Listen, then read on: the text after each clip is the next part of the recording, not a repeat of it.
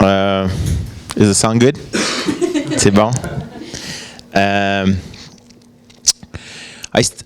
When I started, I first learned about startups by joining one. Essentially, I worked at a company in 1997. Wow, that's a long time ago.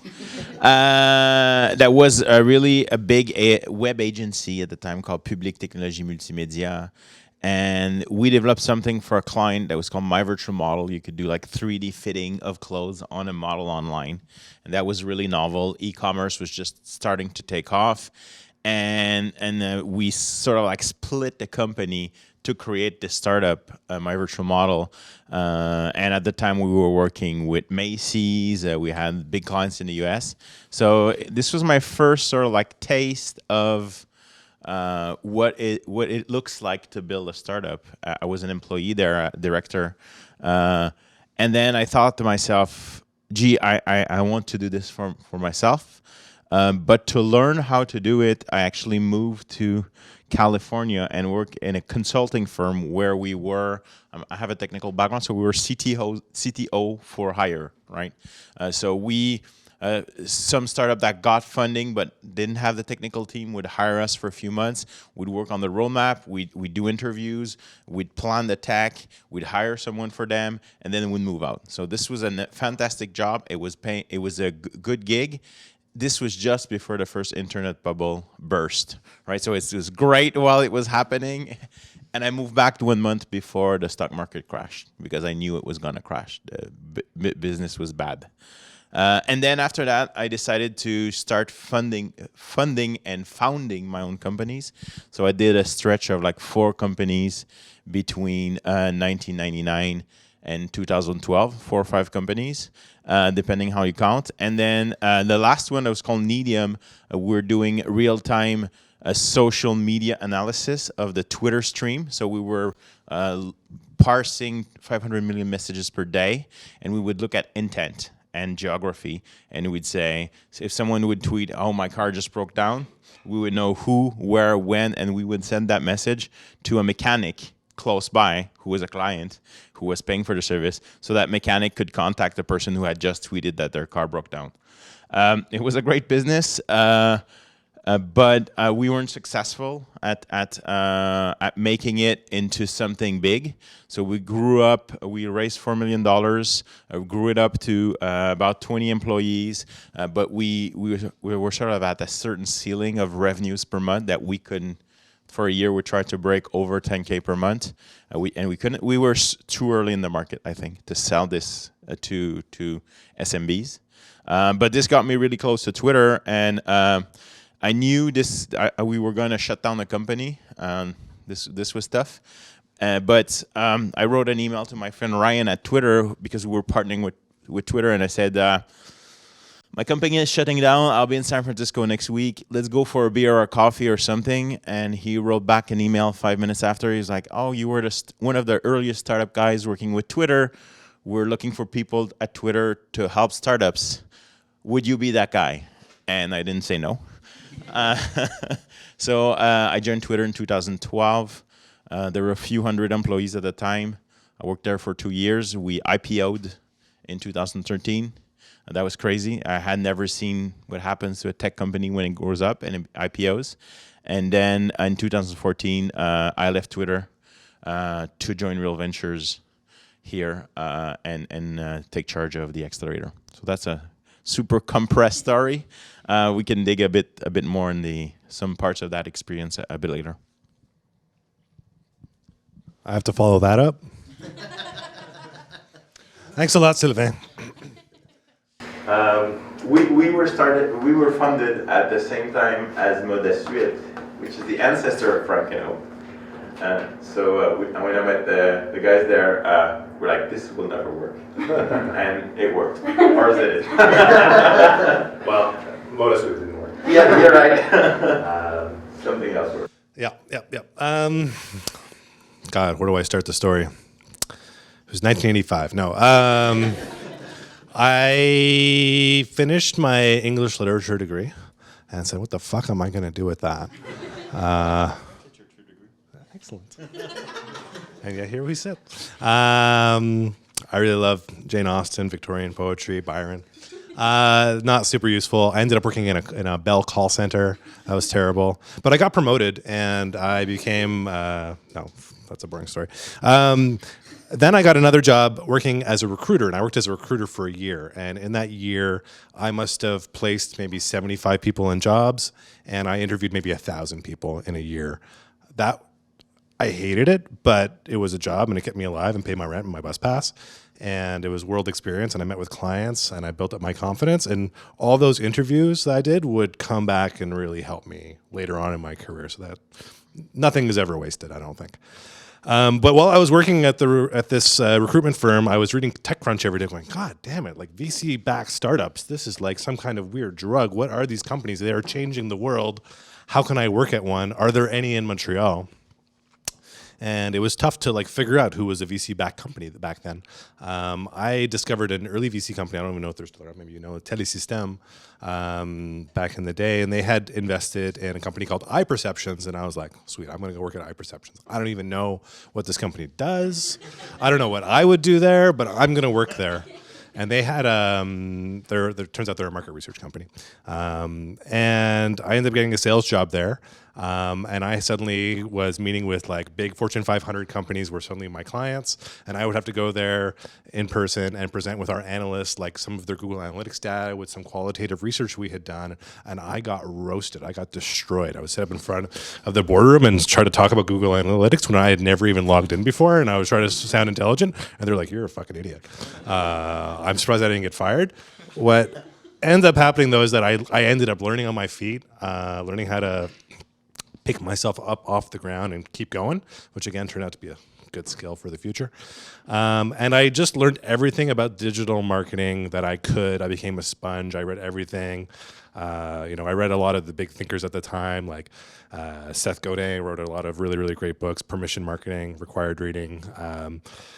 Avinash Kaushik, the grandfather of analytics. I actually got to meet him a couple times at conferences. He became an advisor at iPerceptions, and I got his personal email, and I would just send him 1,000 questions. And I just learn. From there, I ended up taking a brief internship at Hopper, because I said, let's learn something else. It was Open Places. It was Open Places. And then I did my MBA, and then because I figured I should learn something about business. Then I figured I should get a real job, so I worked at L'Oreal, a little company down the street. I learned a lot. That place is a church of marketing, so I really loved my experience there. It was also not fast enough. When I had worked at 2 startups previous to that, where you just like have an idea in the morning, you do it in the afternoon. At L'Oreal, like I said, it's an amazing place, but they work on a different timeline. It's a manufacturing company. Things are planned 6 to 12 months in advance, and I was like, I'm just suffocating here. So I made a list of companies that I said, I gotta go back to VC-backed startups. Those places are crazy. Things happen so fast. I was like the adrenaline rush. I missed it. I made a list of companies that I knew had some traction in Montreal. Frank & Oak had just pivoted away from being ModaSuite to Frank & Oak. They were maybe 2 months old as Frank & Oak. I emailed people at Frank & Oak like 1,000 times. No one ever responded. I looked at the careers page. There was no careers page. And I was like, how do I get in? I looked on LinkedIn. I was like, I don't know anyone who knows someone who works there. Like, how do I get in here? I figured out Real Ventures was an investor. I figured out that I knew a guy who knew Mark McLeod, who was an investor in Frank & Oak. I called Mark McLeod out of the blue. Mark took my phone call, God bless him. We had a quick phone call. He's like, just Jeff guy's not an idiot. I'll introduce him to Hisham, who's one of the co-founders of Frank & Oak. I met Hisham on a Tuesday. We talked about retail for 2 hours. It wasn't even a job interview. I didn't even know what job I was interviewing for. I was just having a coffee with Hisham. I left. He called me that night, said, can you come back on Thursday? I said, yeah. I met with Ethan, the other founder. I met with 2 of the first developers, Raph and Jean-Philippe. I met with Eric Azran, the first customer service / do everything octopus who ran that company for a long time. And then we went to a bar and we had beers and we had nachos. And then I left the bar and Ethan and Hisham were standing outside the bar with a contract for me. And they're like, sign this right now. And I was like, What is this? Can I read it? So I went home and I read it and I signed it. And I became the first marketing hire at Frank and Oak. And as my grandfather always says, it's better to be lucky than smart. They were looking for a marketing person, but they had not advertised that they were looking for a marketing person. They were just asking their friends. So I didn't have to go up against 50 probably much more qualified people than myself. I was just in the right place at the right time, and I hustled my ass to get in there. So I was at Frank and Oak for almost 3 years, and I did a bunch of shit there. Anyway, I talked enough. So my story is a little bit different than both these guys. 2.5, 3 years ago, I was standing exactly where you guys are today. So I was a student. I had never heard of what a startup was. So I have a background in finance. I did HSC. I did a bachelor's in finance. Then I went and did a CFA, thinking I was going to go work in real estate. I don't know why I did a CFA. And my thing was, since I was a kid, I wanted to be a real estate developer. So I figured finance can be great. I'm going to get all the pro formas and do all that. So I did that, and then I did the CFA. Then I got a job at the city at SHDM, which is kind of the development arm of the city of Montreal. And I was doing all their financial pro formas for their projects. I stayed there for about 6 months, and I ended up being in meetings with my boss and my boss's boss and kind of trying to rock the boat, and they didn't really like that. So I figured that it wasn't my place.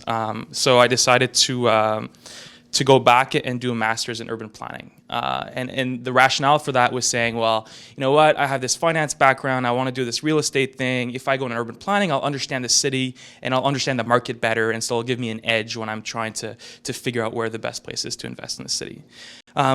So I did that. I did 2 years of planning. I met two guys which are extraordinary. They were totally different than me, had a totally different background than me. One of the guys, Gab, had a background in statistics, econometrics, super smart guy. Was doing specialization in transportation, publishing all these articles, a huge bike advocate, so really into biking. And then the other guy, Colin, was a programmer out of the West Coast, had worked for EA Games, then kind of had this weird trip where he went to the UK to do a master's in creative writing, wrote a 450-page fantasy novel, and was like, screw that, I don't want to do any more of that, and came back to planning. And then, yeah, and so it was like these kind of very different backgrounds. And so we kind of started playing with all this data that we saw. So there was all this geospatial data on our cities that more and more cities were opening these data sets, and we realized like there's so much insight on how our cities are working and how people are using our cities. Why isn't this not a thing? Why isn't this not everywhere when we're making decisions, when we're buying stuff, or when we're renting a hotel or whatever it is? Why is this not more of a thing? Again, we didn't know what a startup was, right? So what we did is we founded a consulting company where it was called Damaya Adair back then, and we were doing contracts for, keep in mind, this was first year of masters. We were doing contracts for Brookfield Financial, which is this huge investment company in real estate. We were doing contracts for Symmetrix, I don't know if you guys know, for basically doing social demographic information to see where they should be planning their stuff in the city. We were doing geospatial contracts, basically. And then we realized, like, this is really cool. Like, we can bootstrap and kind of make money doing this. And, you know, we got a $10,000 contract here, and it took two weeks to do. Like, this is pretty good. Like, it's not bad while we're still studying. And then we realized, like, well, this kind of sucks, though, because we're going to have to do this all the time. And we had spent all of Christmas doing this master plan for Brookfield. I'm like, I don't want to do that all my Christmases. This is horrible. So we said, well, maybe there's a better thing. And actually, I was Googling on the internet, like, you know, what are these tech companies? And then maybe we can use tech and Colin, his programming background, to automate some of these things. And then we actually found Founder Fuel, and we're like, oh my God, this thing, like this startup thing exists. There's like these companies that basically is not a company, but this thing, and then it becomes a company really quickly with this injection of venture capitalists. So we went through many iterations of a business. We went from Real Estate Key in McGill to HomeScore to NextMove to what is now Local Logic. So that was 4 totally different businesses using the same tech. And over the past 2.5 years, we went from, you know, not knowing what a company was, or a startup was, to raising a seed round. And so for us, it was an incredible learning experience. And what I guess I'm trying to say is, like, you know, I was where you guys were at, and through, I think, finding the right partners in the ecosystem, you're able to scale yourself really, really quickly to a point where you can create a real project. And the project isn't just a school project at McGill on the 4th floor of the urban planning department, but it's actually a business. And so I think, for me, finding the startup ecosystem was a way to say, like, it's way bigger than just what we can do and you know, consulting business, or a traditional consulting business as we see it. So that's kind of my background. There's a lot of learnings in there and a lot of things that I think, you know, we're still not good at. But it's been a very, very cool experience. And I think, you know, I would love to be in your shoes again, because there's so much potential out there. So many things that you can do really quickly. So, yeah. Cool. Well, my story is probably shorter than all three of yours. In 2013, I was a Concordia student studying communications, so no technical background either. I was primarily interested in, like, video production, and I was set on probably starting my own video production company, or maybe applying to, like, an internship at Sidley or something like that. And then, in fact, I had moved out. I took out a student loan, didn't really have a job. I had a secure job back home, and I said, you know what, I want to go closer to Concordia. I took this leap of faith.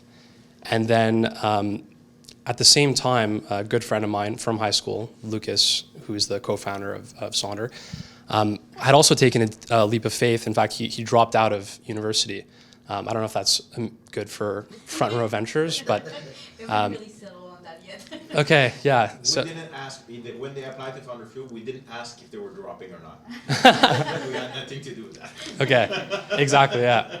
No, he had already taken a leap of faith, and we'd stayed in touch. We weren't incredibly close, but we stayed in touch, and I was always just up to date with what he was doing.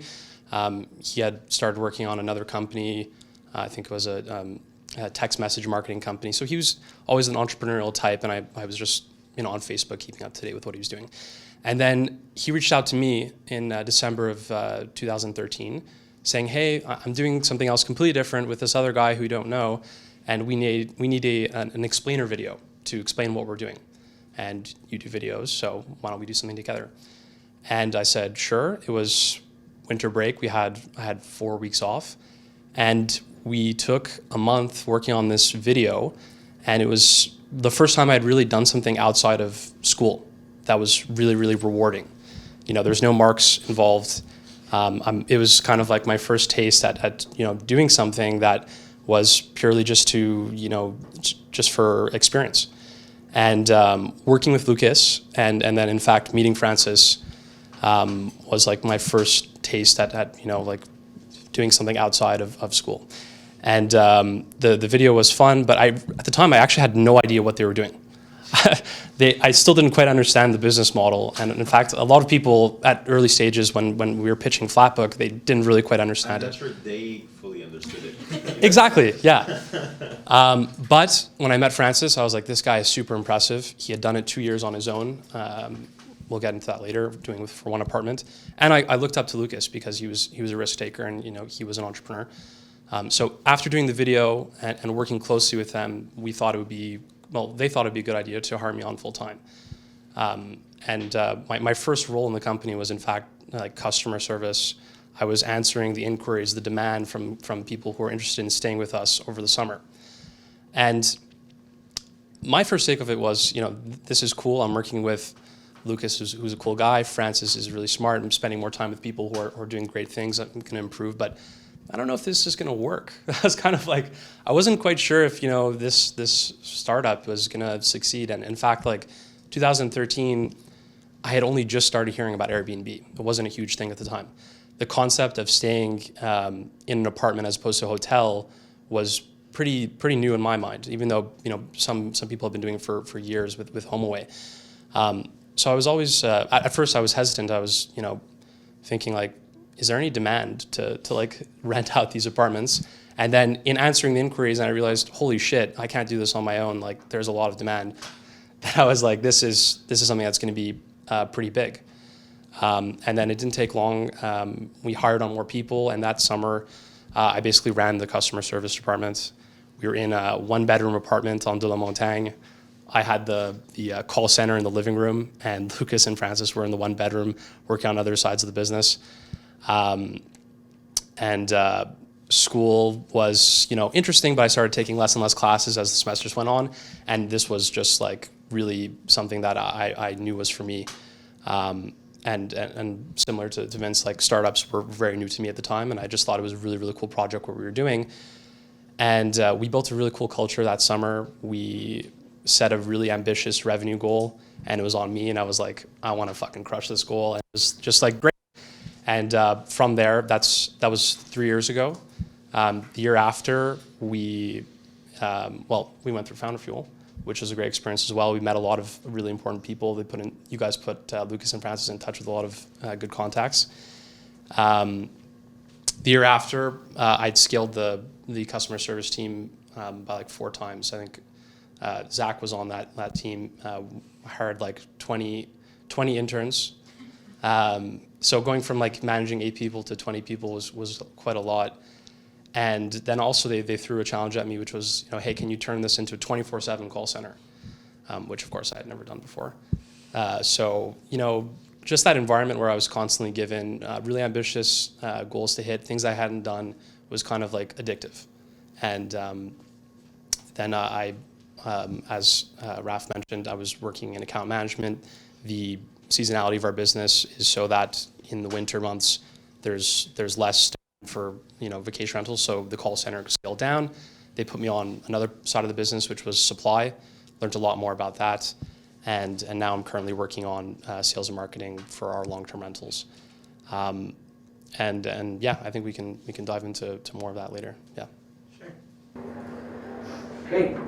So we prepared like some question to like talk a little bit more about your history. You want to start or?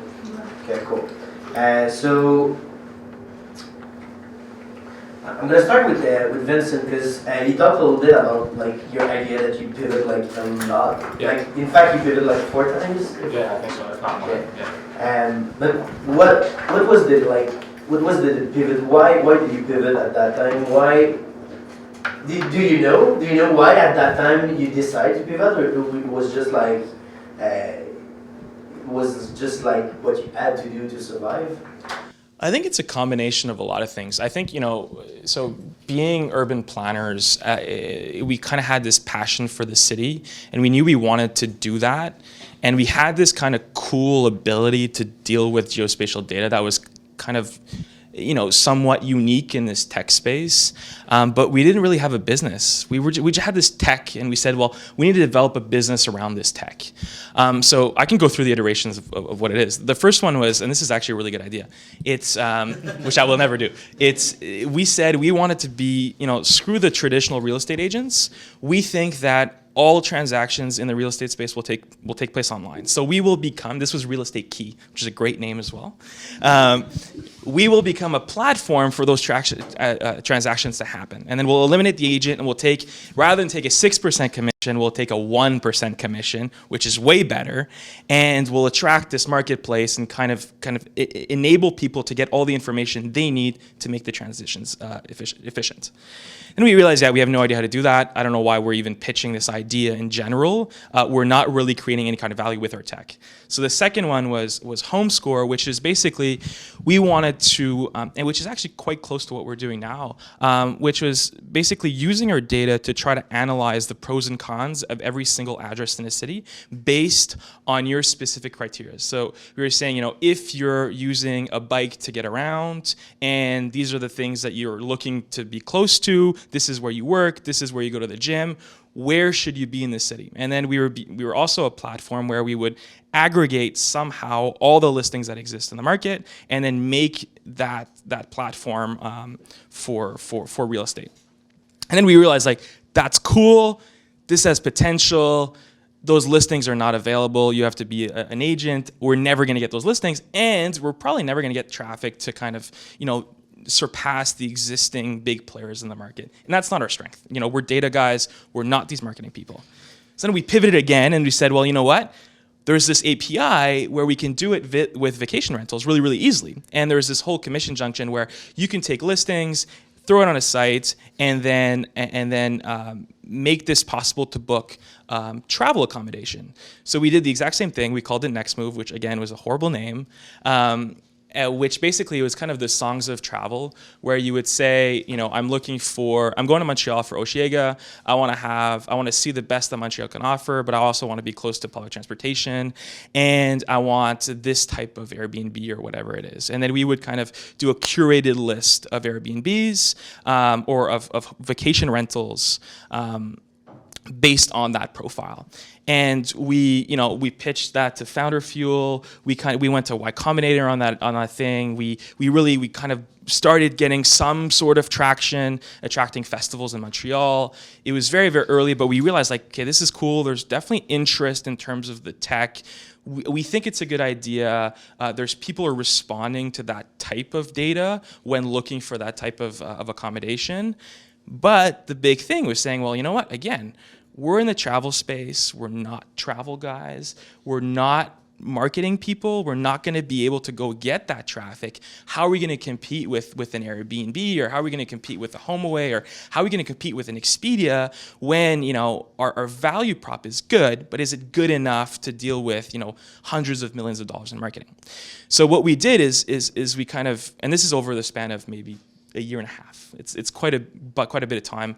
I was living in my sister's house in her small bedroom in the basement, basically doing the guys were living at, Gab was living in his brother's house, and Colin was living with like 7 other people to survive.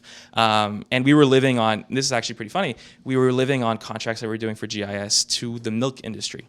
So we were basically reinforcing the importance of the quota for the milk industry in Quebec, which is kind of like a weird thing, but they were paying really good money for GIS expertise, so that's how we lived. And then, so we did that, and then basically we realized, like, well, wait a second, this tech is really cool. Our data could be useful in e-commerce in both those spaces and eventually in other verticals. Why don't we just sell that data to sites that have traction? And then as soon as we did that pivot, we met with the guys from Yellow Pages, and honestly, local search was not a vertical that we were really kind of into, but they said, well, we can totally see this as a value add for SEO, and basically we can index that content and then use that content to actually get organic traffic through search engines. And then we were like, okay, yeah, that might be cool. Why not? And so through kind of those different iterations, we came to, and then after that, a lot of things changed. And, you know, we went from a tech and building technology to building a product, which is 2 totally different things. And I think through those learnings and through those kind of those roadblocks, we always pivoted. And to be honest, you know, real estate and kind of the inside of the city is why we started the company. And as we were iterating away from it to travel, we were getting away from that. And I remember, like, literally taking walks in the plateau with the 2 other co-founders at the time and saying, like, why we're not doing this to do that kind of project. We're getting away from who we are, what we want to do, and the value we think the change we think we can make for the city. And so getting back to local logic, when we actually took that decision, was like, fuck yeah, that makes sense. Like, we can actually have an impact on the way people are making decisions when they're booking, and we can have an impact not only in Montreal, not only on a million users a month, but on hundreds of millions of users on our clients' websites. And that was motivating. And as soon as that, il y avait un déclic, c'est fait, and then we realized, like, okay, this is what it is. And it took us a long time to figure that out. But not knowing a lot about the industry, it also gave us time to learn and to read all those books and to kind of meet the people and to scale us as founders to a point where we were ready to actually build a business. So in a sense, it was really painful. It sucked having no money. It sucked kind of dealing with all the rejection. But that rejection made us take bigger risks, made us learn, work our asses off to get to a point where we needed to be in that small amount of time. And that's why I'm super grateful to have gone through that, because you know, the more no's you get, the easier it is to get another no. And then at the end, you're like, fuck it, let's go to the meeting and we'll see what happens. And a lot of times when you go to that meeting, that's when the magic happens. And that's when you realize you find the right people. I want to add something to that. Yeah. Because at the time we do that all the time as investors. We track founders across time, right, for months, right? And I remember when we met you first, I think it was Next Move. Ça, c'est la première fois, c'était Home Score. Oh yeah, Home Score. Yeah. And Colin wrote the whole MVP overnight, and the interview was at 9, showed up at 8:50, hadn't slept 1 second. I love that you changed the name of the company each time. Because it was horrible each time. Iteration. And but the point is, we kept tracking these guys, and we were like, they know their tech, interesting team, they work well together, they're progressing, we can see their momentum, and it was not product momentum or even business momentum, but we could see you progressing, and this is something we often look for is what's been your progress. So rarely do we meet someone the first time we're like, oh, that's it, I'm investing in this company. It doesn't work like that. But you meet people and you look at them and you see how they turn the wheel and where they are. And I remember, I think it was in the context of, it was then Innocité, that was a new accelerator that was starting for the Smart City. And then I think it was a third time I met with these guys and I'm like, that's it. I think they have it now. It was pretty obvious, mostly because we had seen each other a few times before, right? And what were the keys that at that time, like what were your déclics, like from an investor perspective, that you said that, oh, okay, they're ready right now? Well, like, yeah. Was it only the progression, or it was like? It felt right? A question I ask a lot to founders is why you, why now? And it's interesting because you had that like moment of truth of like, this is not us and this is us.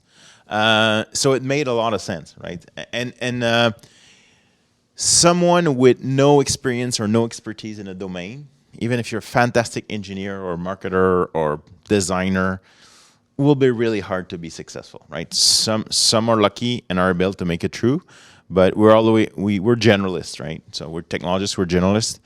I'm looking for the entrepreneurs to be the specialists, right? So in this case, it was quite obvious, but it just hadn't. The form was not right. So the core. You know, for us, those meetings with you and with other people were super valuable, right? Because when it just so happened that, you know, those programs were initial kind of, c'était les gauges de performance, of saying, we're going to go measure and say, like, where are we? Are we progressing or not? Because we have no other, like, we're not going to go, you know, we're way too early to go to market and really get a good sense of what the market's telling us. So investors become kind of la barrière à l'entrée. And so, you know, every time we went, our objective was to say, well, maybe we're a bit further. Maybe we learned something. And so it's really important as well, I think, for an entrepreneur to realize that, you definitely don't know everything you need to know, but to still go and to still test to see, are you taking the wrong thing? And to collect insight. And the no is it's not so much about the no, but okay, this is their perspective on it. What do I need to do to change that? Because maybe they're wrong, and some investors are wrong, but maybe they also have an insight that I don't have, that I need to have, that's going to inform my decision on what to do next. And I think it's getting in front of as many people as you can early on, because every single person you're going to meet is going to have a totally different perspective on what you should be doing on your business, on what the market, on how to deal with the market, you know. And we had people say, like, you know, totally ridiculous things. So that becomes difficult. But it's de faire la part des choses on what is good, what's valuable, what do I take, what do I leave. And once you're really good at that, then your ego is kind of out the door and it doesn't matter anymore. And it's a nose, c'est plus à propos du non, du tout. Nice. Yeah. But yeah, when you were like pivoting and everything, did you bootstrap or did you like how do you pay the rent? Yeah, so it was literally, we did GIS contracts. We had a Damaya Ada, a consulting company that we did like these really horrible contracts. On a fait du travail pour la fondation du Dr. Julien. Like we did, yeah, we was literally anything and it like contracts like at one point we were getting paid like something like $500 an hour just because people are like, oh my God, you can map all the CLSCs and tell me how far it is from the nearest bus stop. Yeah, I can do that in an hour, but I'm gonna charge you as if it took me 2 weeks to do it. So we were lucky enough to have that pretty technical expertise where it's like GIS with Python that we were able to do these things really quickly. So that kind of helped us. And then I had a gig at Hill & Knowlton, a PRPA firm that paid me a ridiculous amount of money as well to do consulting on the side. So like on était chanceux, but it's like, and it's like I didn't have an apartment. I was living in the basement of my sister's house. I went to my parents' house on Saturdays, Sunday night to eat dinner because I didn't have to pay for it. It's like for us, it was the only thing was making this company work. And there's nothing else. That's all that mattered. And we were working like 80, 90, 100-hour weeks to make it happen. Because for us, it wasn't work. It was like, this is fucking fun. This is cool. And imagine if it works. Wouldn't that be amazing? And that's what it was about for the first 2 years. And you never ask yourself, like, you're already making money through, like, consulting, and you said, all right, let's do this because it's making money? No, I was doing consulting to pay, like, my cell phone bill. And it wasn't about the consulting. It was really about the business. The consulting was a way to get to the business. And like the first money we raised was, quite recent. And then we raised like 3 rounds, like since like very small different investments. But like, honestly, like things haven't like changed that much. It's like, I don't have to do the digs. And that was really cool when we quit. And Gab and I kind of went to see our boss together, and we quit together. We're like, that's it, we're done. and that was really fun. That was a cool moment. But it's like after that, it's like, our office wasn't Café Expression sur Mont-Royal. It was an actual office, and that was cool too. But it's the same thing. Yeah. With all those no and those pivots, have you ever thought of giving up? Because like it worked, but it could have failed. Yeah, absolutely. And it's it still can. And that's kind of the dream, right? It's saying like, I guess for me and for the guys, for the 2 other guys, like, I think like, yeah, it was like, this is cool, and if it doesn't work, we'll get a job, and that's the worst case that happens. And it was, yeah, you had like, it sucked. It sucked getting no's from founder fuel. I remember when it was like right before Christmas, and I'm like, fuck that, like this really sucks. But it's like, but then at the same time, it's like, okay, but what can we do next? And then you go and you have a big piece of paper, and which I still have, and it's like, okay, this is the objective, and then you draw all these things you can do, and it's like, okay, well, we have 100 things to do. Why are we giving up? There's all these things we can do still. So it's always like maybe it's like we're really dumb and we're just stuck in this loop, but there's no. I think it's really nice to have like the founder perspective and on all the pivot and everything. But I want to know a little bit more about like how you felt, Jeff and Aaron, on like because you came like the 8th employee and the first employee. So did you? How was it to be like in the beginning of the company? Did you live like some pivots, or it was like the company that you entered at that moment is the same company that is now? Definitely no, but I want to learn a little bit more about that. So you can probably start it. Yeah, I don't know. I was just so happy to be out of L'Oreal and back into a startup again. I was like, hell yeah, I don't care what this is. Let's do it. No, it was really cool. It was just like, we were just like a band of brothers and one sister at the time. And what was really nice is that we had like an impossible task. We had revenue targets. We put them on the wall. We go, that's impossible. And we look at like the product development, like our founder, our CEO, Ethan, was like flying to China like once, sometimes twice a month, trying to find enough product to put on the site for the next month's collection. I was like, that's not going to work. He would come back with like 6 suitcases. He's like, cool, I got the new collection. We're like, what? This is what we're doing? The site was crashing all the time. Our inventory was constantly out of sync. Like you sell like 100 shirts of those and like, cool, we have 20. Like get on the phone and start apologizing because we're like 80 people are going to be upset. So it's just like total chaos, but it's like, I don't know. You work all day and like he was saying, it's not work. We were just all like really, really close, working really long days. And at night at like 6 or 7 o'clock, you finish your laptop work and you realize there's like 1,000 orders to ship, and you put on some music and you open a beer and you start packing boxes and you go home pretty late. And it was just, I don't know, it wasn't work. We were just like, we felt like we were on a mission from God, and we were selling shirts. But it felt like a mission from God, and there was just a really strong culture from those early employees, and we were ready to do whatever it took to make sure that people got their stuff on time. I don't know. There's no recipe for that. That's just dumb luck right there. And how do you manage like the expansion of the team, like to be one of the first employees, but to like because you were probably like in charge of something, because at the end of your time at Frank and Oak, there was a lot of people. so how like do you evolve like in the process of the company? So by the time I left, there was over 120 employees. There, and in my time there, only maybe in the last 6 months that they put in any kind of hierarchy. No one was anyone's boss. You just saw work and you're like, oh, there's work to do. I'll go over there and do it. And I just started, maybe I'm just like a bossy person. I just started acting like a boss. I just started telling people like, well, actually, I can't do all that on my own. I need you and I need you because we need to do this thing to move that thing over there. So even though I have no authority over you, because I'm not your boss, I'm going to lead you and we're going to do it. And then that's how I kind of managed to, I guess, grow with the company and grow as a person, in that I became very good at getting other people to do what I wanted them to do. It's a little bit Machiavellian. You understand, like, you got to bro out with this guy at the ping pong table, and this guy's going to want to like talk to you about his girlfriend, and this guy needs to hear about this. And, you just talk to people in the way that they want to be talked to.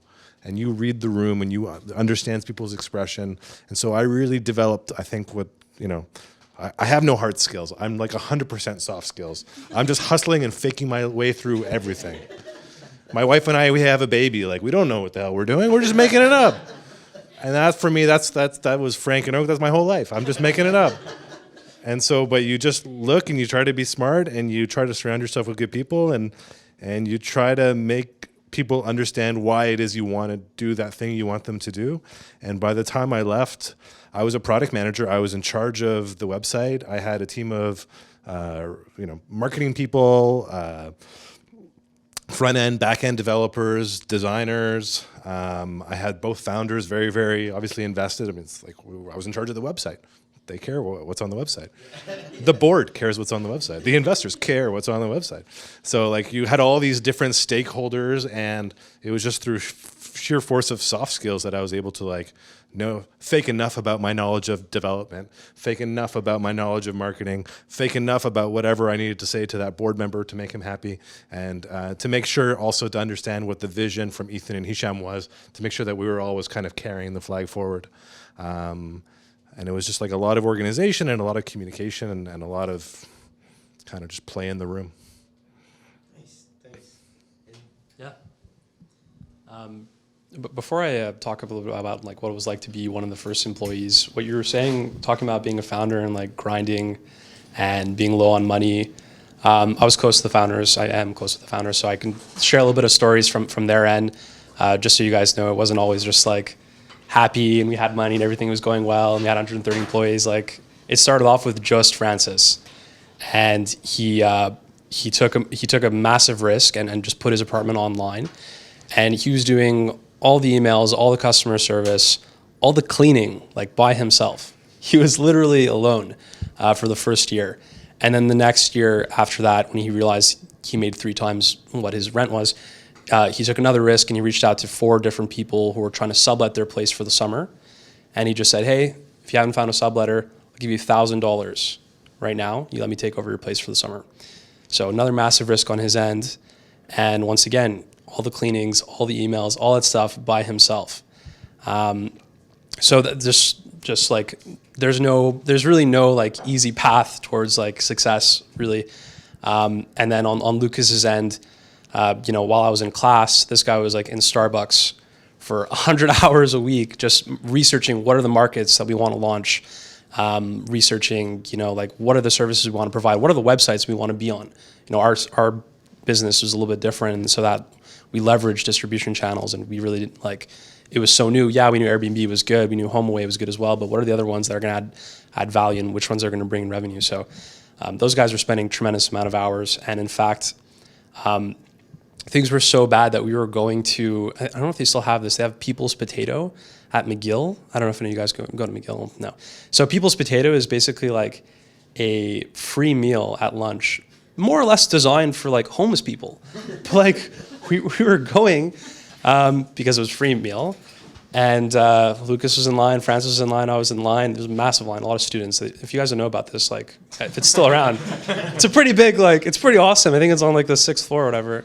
But anyway, so we were doing that, and you know, things were tight, man. It wasn't easy, and so yeah, that was just so you guys know. Like founder, their story was very similar to yours.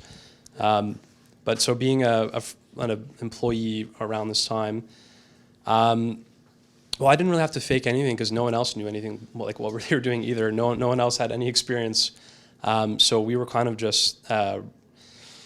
We basically had problems thrown at us every single day, every single week, and it was just, it's not for everyone. Like some people really like hard problems, and they like difficult conversations and difficult situations, and I'm one of those people, and so is Lucas and Francis, and so that was just like tremendous. And in fact, what's important about these early days is like, you're not alone, right? You have like a band of brothers, maybe one or two sisters, and you're in there every single day. You know, at 6 o'clock comes around, maybe you crack open a beer.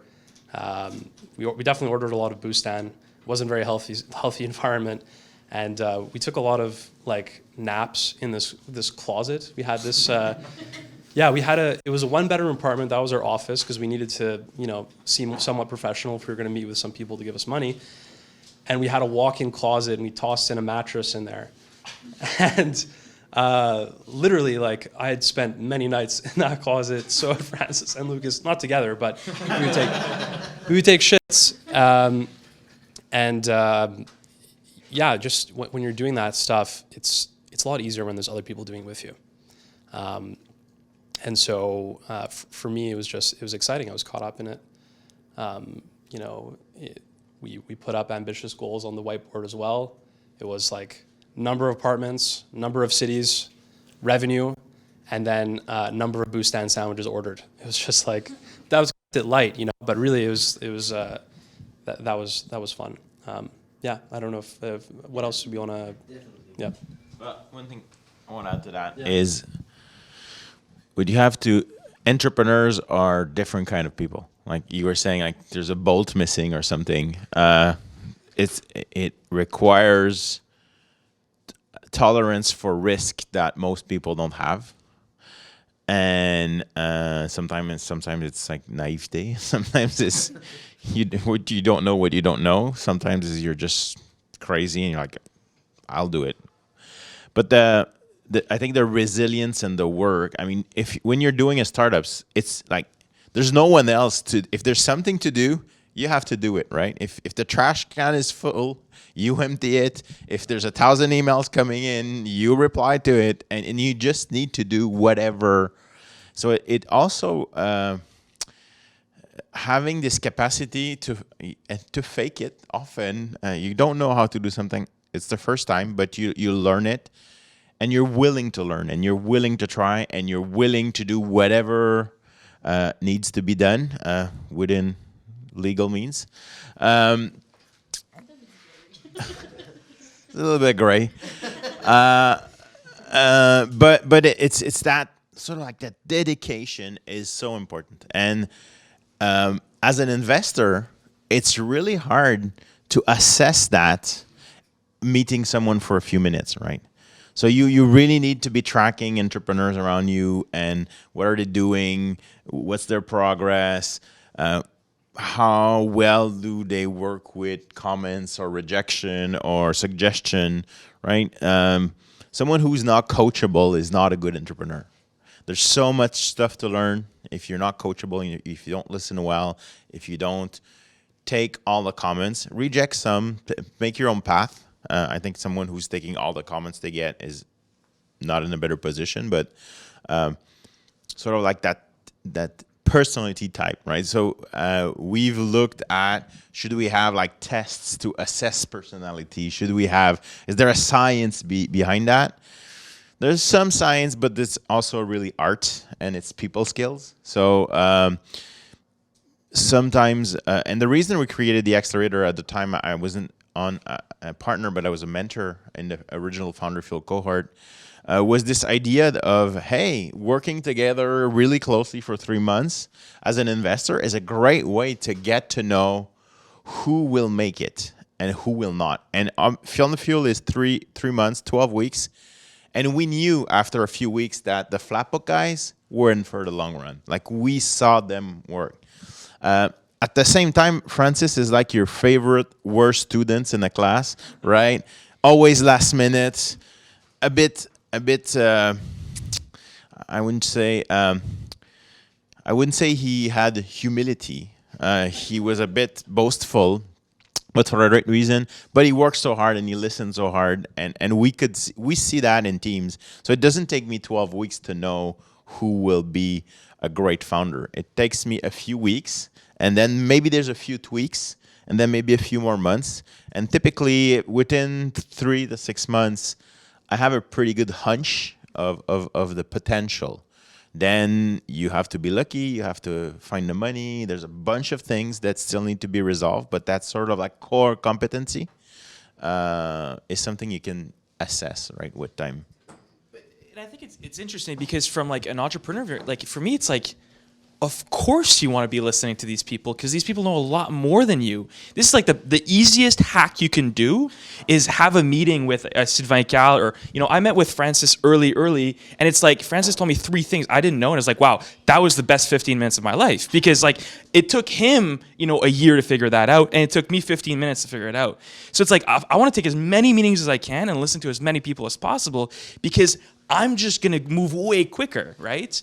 And so I think when you realize that, and then when you put yourself in a position to kind of, effectively fake it because you have to get in that meeting, well, then you're scaling yourself really, really quickly. And then it gets harder and harder to scale yourself because, like if I were to meet, somebody, that's just starting, well, I know a lot of these things, right? So what I need to know gets more difficult as you progress, but it just means that I need to be putting myself in situations that I'm uncomfortable with now in the same way I was doing that early on. So it's like when you kind of fais ce déclic-là, you put yourself in a position where, you can have access to knowledge that took years and years to build. One thing early on, when we were 2006, we were launching Praised, which was actually my co-founder Sébastien was at the Yellow Pages. He was doing all the strategy for the Yellow Pages, and we had this idea of like, imagine social search, right? What if search results could be ordered by your friend's recommendation instead of the algorithm, which was a crazy idea in 2006, pre-Facebook. The idea was right. We weren't Facebook. But what we learned at the time was exactly what you're saying. We just ask around, and the people in California. So we would we would fake it. We would be a fake Silicon Valley company. Every other 2 months, either me or Sébastien would be in San Francisco, and we would go to meetups, and people were like, "Oh yeah, how are you guys doing?" They thought we were a West Coast company. We were based in Montreal. So the biggest part of our budget was plane tickets. AC 760 is the number of the flight from Montreal to San Francisco. Took that one a lot. But what I'm saying, what I learned about California and the spirit of startups that I think we really tried to import here in Montreal. Every time you meet someone, they'd be super willing to meet with you. Even the busiest people, they'd take time, they'd give you good advice, they'd ask you what can I do for you, right? So someone, you meet someone, they have a need, they talk with you, and then it would always end, what can I do for you? And I thought this was fantastic, it was generous, and this was super easy to import cross-border, right? And I thought it worked in Montreal. It was like, ça c'est l'esprit montréalais. Les gens ils font ça à Montréal, ils ont cette générosité-là. Let's try this. Puis c'est là que j'ai rencontré, that's when I met the guys at Real Ventures at the time, J.S. Cournoyer, Alan, John, and they were like that. They had that spirit of, I'll help you, you'll help me, we will grow this ecosystem together. And just this helpfulness, this willingness to help, and people always need stuff, right? And the other hack is a lot of time you don't know, you can't help, but I'll find you someone who can help you, right? I'm not a designer. You need a designer. I'm sure I know someone who knows a designer. And then I would turn around and say like, hey, who knows a designer? This guy needs a designer. This gal, oh, she's amazing. She's just leaving that job. Let's put them in touch. And that work, this is a lot of, you'll gain a lot of respect and credibility just by being helpful and connecting people together. I'll throw my hat into that. Something that I learned from Hicham early on was, again, he's one of the co-founders of Frank and Oak, was exactly what these guys were talking about. Just go call everyone and talk to everyone and go play the introduction to introduction game. In the early days of Frank and Oak, we were just making it up. We had no idea what we're doing. But I got to meet like senior marketing people at Aldo, at Le Chateau, at Dynamite Garage, at all of the kind of the big Montreal retailers, Essence, Macage, all these amazing brands. Then we were launching an ambassador program for Frank and Oak. We're like, oh, what the hell is that going to be? We talked to the woman who launched it at Lululemon, one of the best run ambassador programs in the world. We got to like spend half a day with her and flew her in, and she was very willing to share all this stuff. Where you need information about like, SEM tactics for whatever we're trying to do that day. Oh, cool. We'll call it Beyond the Rack, and they're going to like invite us over there for a coffee and show us everything that they're doing. We ended up talking to people at Amazon who helped us organize what we're going to do for our warehouse. It wasn't some special relationship with any of these people. We just called them. Say, oh, go on LinkedIn. Who knows someone who can get in there? And everyone, I think it is in Espoir Montréal for sure. People very much embody that here in Montreal. You need some help, anyone will help you.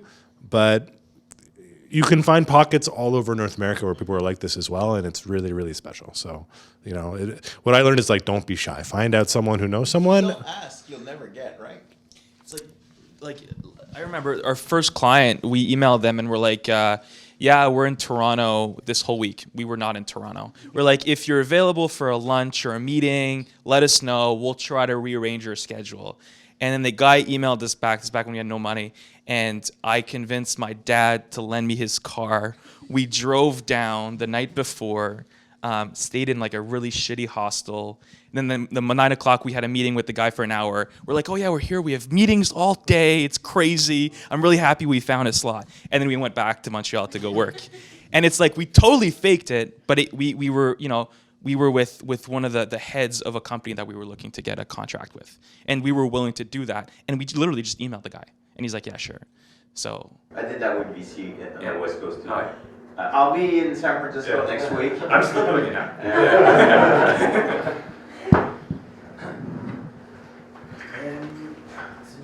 Well, maybe in the same spirit of connections and networking and faking it and using everybody around you to get something, I'm gonna ask a question about hiring. And I know, Vince, you went through recently hiring the first people outside of your co-founder team. That especially being a young funder and having nothing really to show up for yourself yet. How do you convince the best talent to work with you? Well, actually, I want to start it before because I think this is really important. For us, you know what? It's in the same spirit of talking to people.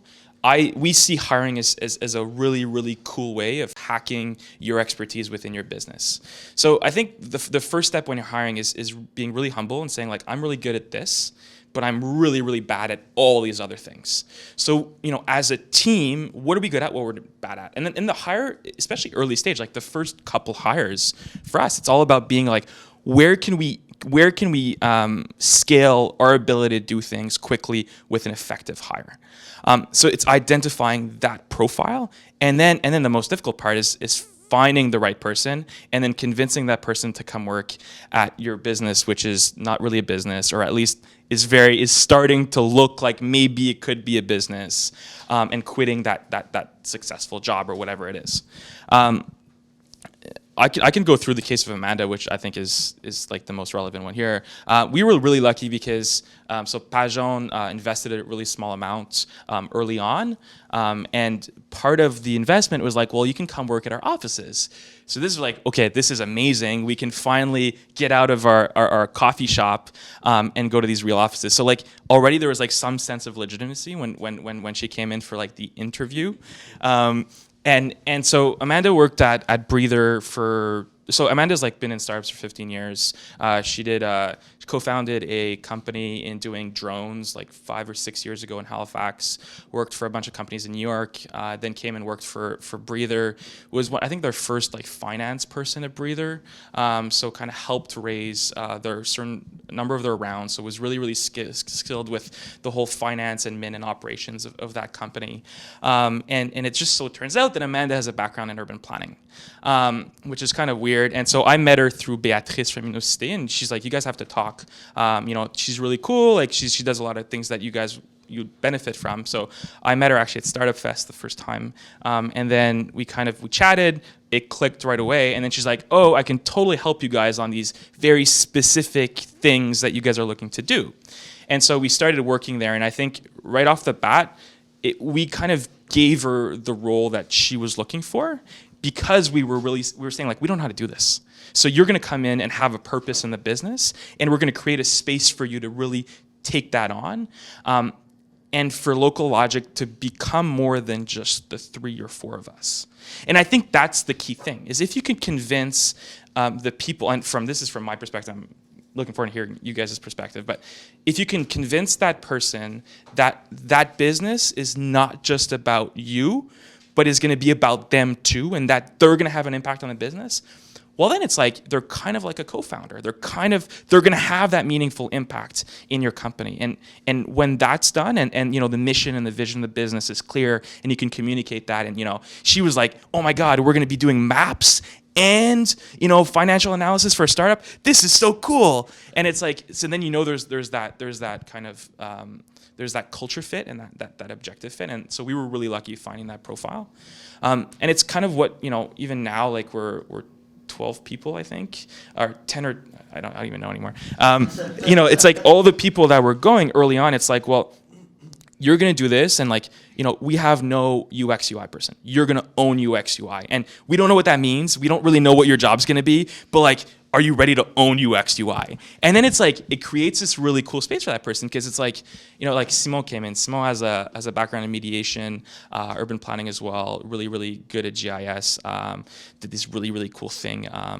Anyways, a master's, and it's like, he's a process guy, right? So he's like, well, guys, like we should do this, and we should run our weekly meetings this way. And it's like within a week, he was running the company's weekly meetings, and it's like for him, that was super motivating, and it's like something that he really liked to do, and that there's no other business that would let them run weekly meetings after a week.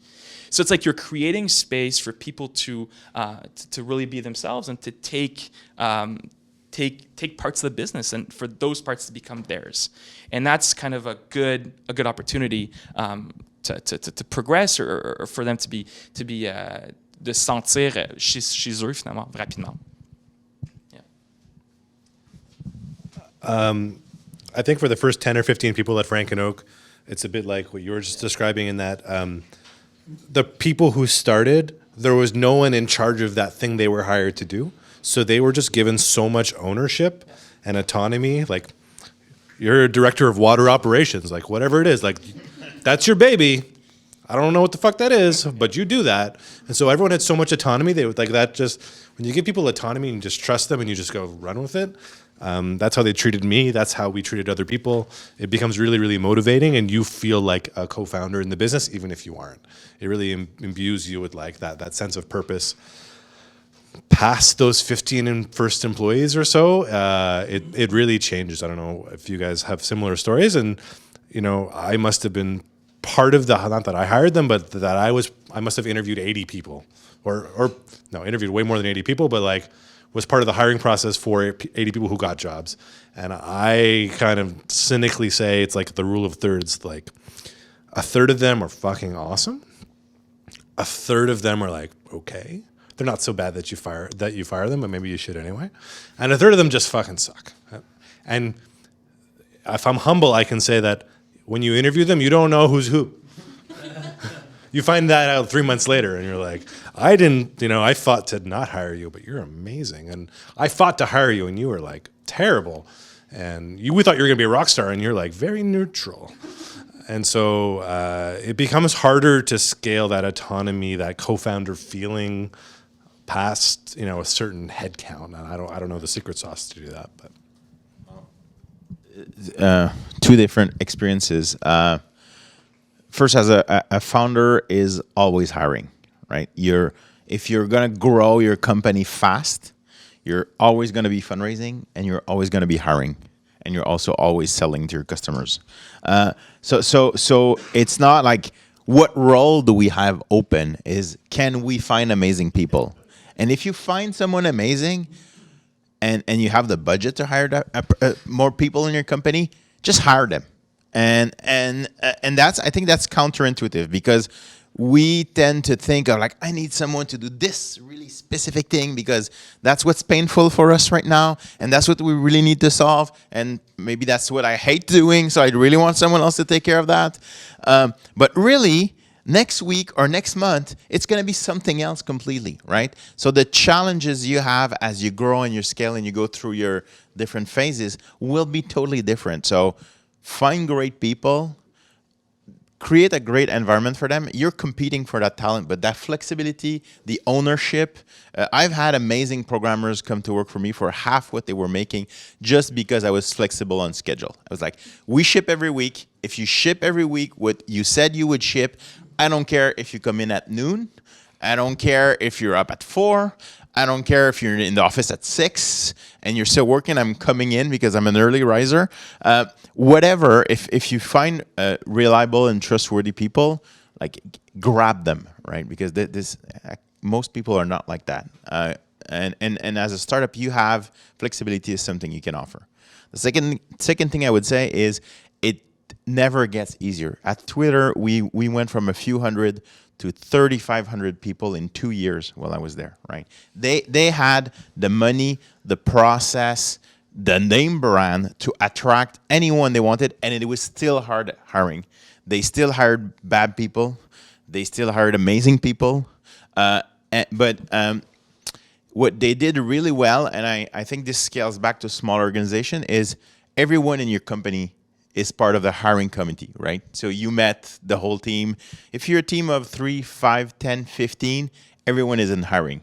And everyone is scouting, and everyone is looking for people. And when they come in, that's something Twitter did really well. You'd meet like 6, 8, 10 people from different departments, even if you would never work with them in the company. But just to assess for culture fit, and also to get to this point, and don't forget that when you're hiring, the first part of the dance is they need to convince you. But once you're convinced, you're switching side. Now you're selling them. You want to get them in.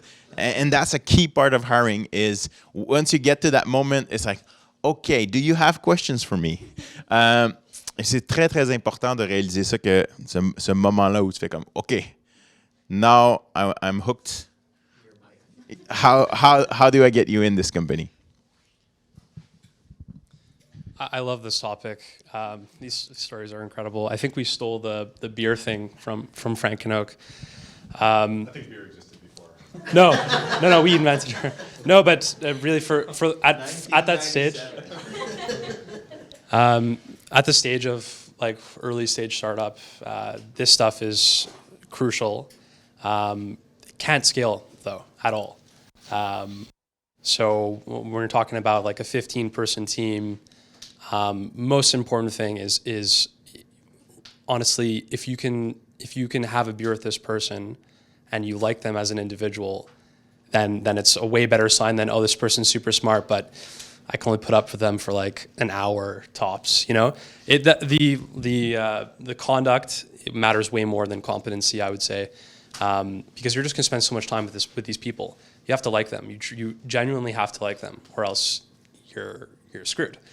And in fact, like if you know, one of the main things that I would be looking for if I was you guys is, you know, are these founders you guys are scouting, are they capable of firing? Because they're going to make a lot of bad decisions. Like Jeff was saying, like it's really hard to tell. Even after you really like this person, you sit down with a beer with them, you're like, fuck, I want to work hours with this person. Month in, you realize this person that can't do anything that you're asking them to do, and you have to make a tough decision. You have to let them go.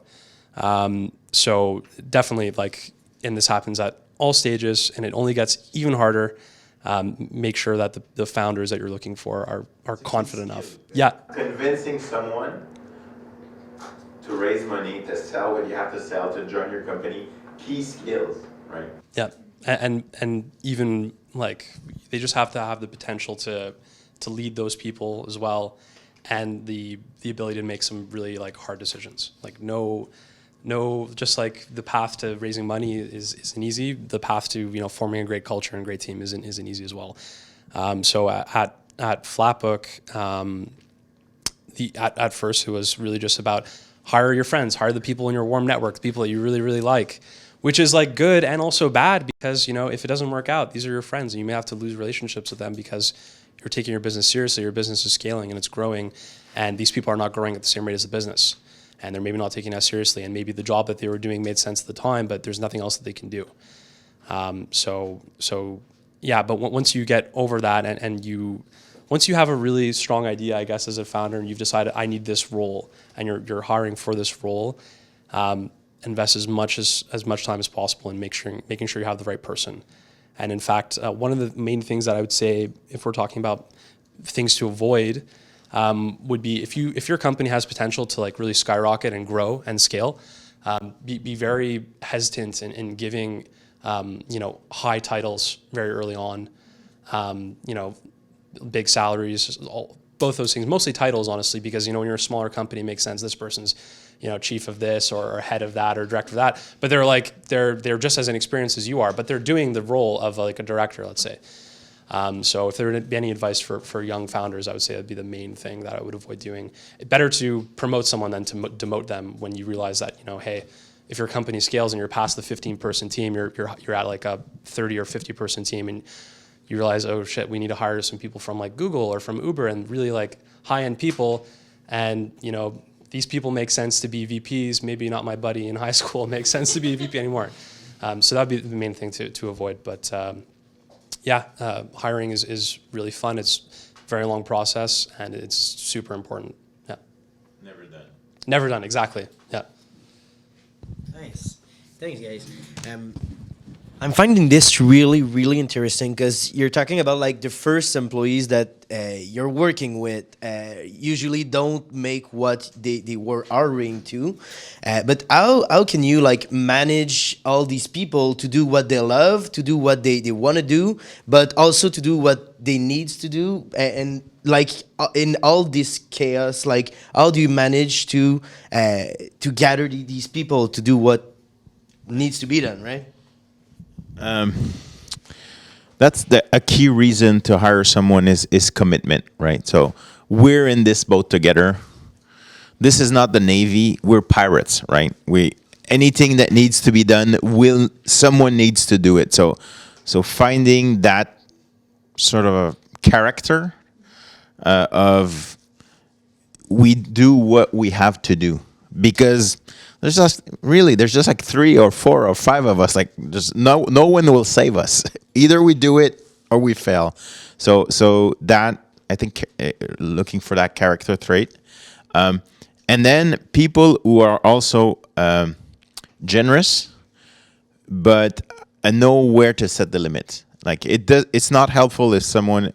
I had a co-founder in a previous business that burnt out. Right, he couldn't put the line at the right place, and he went over a lot of his personal limits, and it was horrible.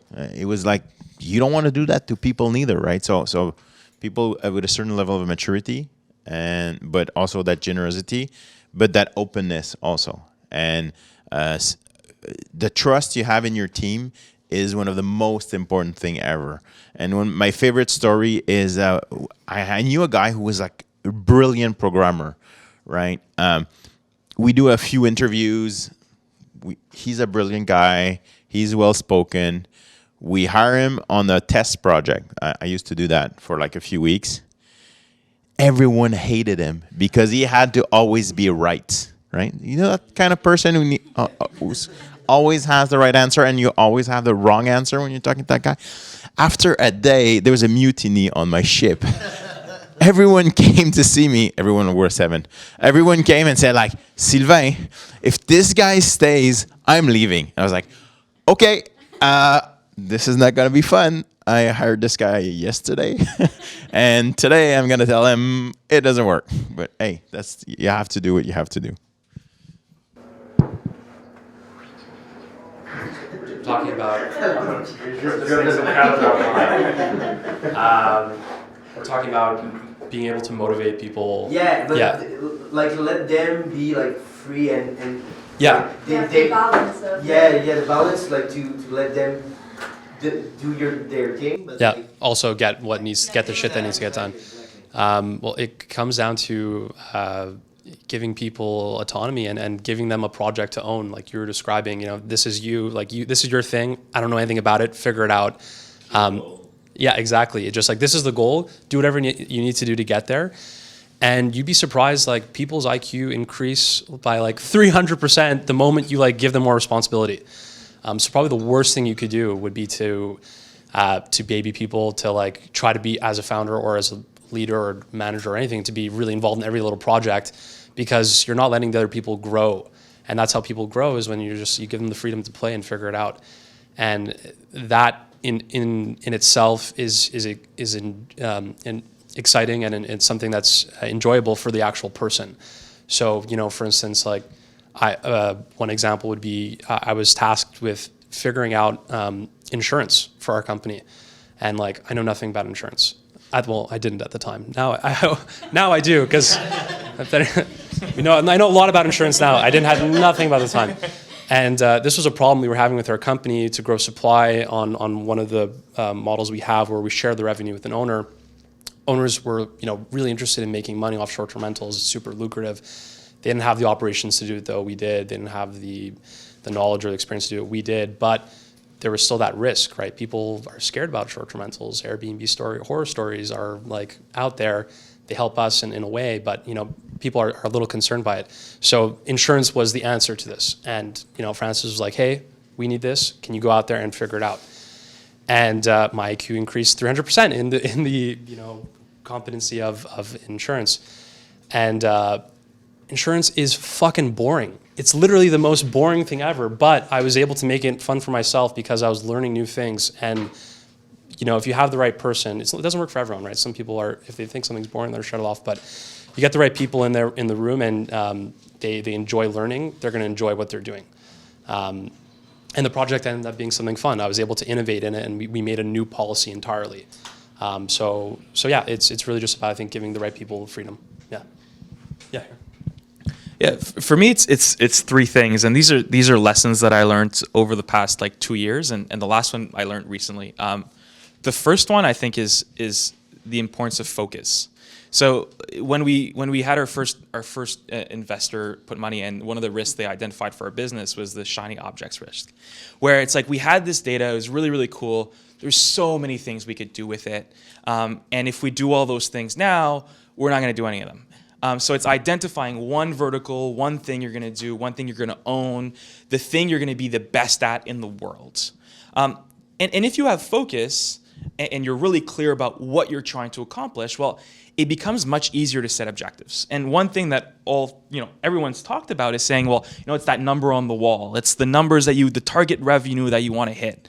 And once you have those, whatever those KPIs are, once you identified those and made it really clear that the only thing that matters is hitting those things, and you hired the right people that have the heart in the right place, that really want the success of your business, well, then you put yourself in a situation where, you know, you're gonna close your laptop at 7, and then you're gonna start packing boxes because you know that has a direct correlation with the rev target you set for yourselves. And so it becomes really easy once you have the focus and the objectives to mobilize people to be doing the things that maybe they weren't hired for, but are the most important for your business. And that's when you're starting out and you have no idea what the fuck you're doing is really, really hard to do. But as you progress in your business model, what you're doing, you realize what KPIs are important, and then you're able to hire people to hit those KPIs. And then the last point, and this is the one that I recently learned, is the idea that if you're hiring the right people and you have those things and you're mobilizing them, they're gonna work, and they're gonna work their asses off to a point where it might not be healthy to do that. And so recently, I'm realizing that we actually have to put in place things that saying, well, you know what, like, this is cool, but it's 10 o'clock at night, you've been here since 7, go to bed and come back tomorrow because you have sales calls to do. And that's been a kind of a learning challenge. As a founder, as like, you know, you can take 3 days off, or you can take a week off and go to vacation. And you actually can do that and come back and have all these great ideas and run the business better. So it becomes a combination of how do you manage your people so that they're happy, the culture you're creating is productive, and they're mobilized towards the right objective. Totally disagree. Most boring panel. Everyone agrees. I don't know. We had a concept at Frank and Oak that like there are 10 Chinese companies who don't sleep who are going to kick our ass, and there are 100 American companies who don't sleep and are going to kick our ass, and there's like one European company that's working less than us. And we had this idea of this like imaginary set of companies that were going to kick our ass, and we're like, and we're going up against Gap and Zara and J. Crew, all these big billion-dollar companies. I'm like, well, they're obviously going to kick our ass too. So like everyone wants to kick our ass. The only thing we can do is work more. So I don't know. When I quit because I burnt out and I spent a month sleeping on my couch going like, what the fuck happened? So yeah, no, I definitely did burn out there. So that's a real thing. At the same time, I don't think I would have changed anything while I was there. But I think the biggest difference for me is you can work more or you can be more efficient, right? Sometimes there's a culture of just working more to work more, and that's unhealthy. And so, sometimes you could be more intelligent, right? It's like, why are we working so hard? What's the reason? If it's clear and if it's for a certain goal and we know why and we know how, fine. But sometimes you're just in that blizzard of like work, and you don't even know why. And so that's sort of like a fine line for me. And if sometimes there's another leap of faith. Sometimes you hire more people, and there's this notion of burn rate, right? What's a dollar amount you're spending every month? If you're a founder, you have to know two things: how much cash in the bank, what's your burn rate, how many months you have left. So that's three things. You have to know how to count. So increasing your burn rate to bring more people will diminish your runway, but at the same time, the right people at the right time for some specific things. Everyone you hire brings their own skill, and that's one thing I've discovered that's great. So you hire someone for something, but there's all those other skills that they possess that they can bring. So one thing I've learned with time is to be super open to what they would suggest and what they would bring. Like this guy running your meetings now,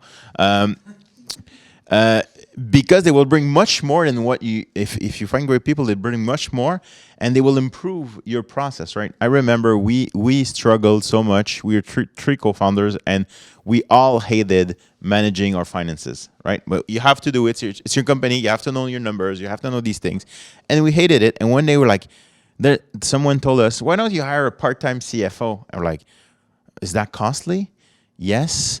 Oh, CFO, they make a lot of money. Like a day a week, maybe. We hired that person, and it's like best decision ever. Cool. It was so simple, but we had just like it never occurred to us. So having the right people around you too. Like building your advisor and your mentor network is super important because they will tell you things like that. And I actually, that's that part-time CFO. I've used it like 5 times in the last 6 months with my company, saying like, I think you're ready for a part-time CFO now.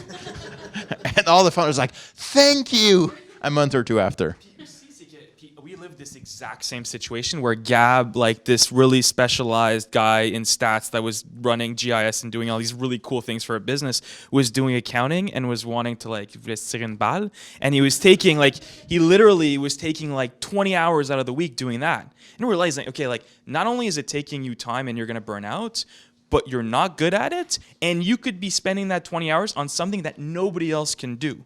So then you bring that person in, so you get a double whammy, right? You say like, not only is he not doing it and he's way happier, but we're way more efficient. And you know, when Amanda came on, it's like, oh, that took me an hour, and it's like you're way, way, way faster.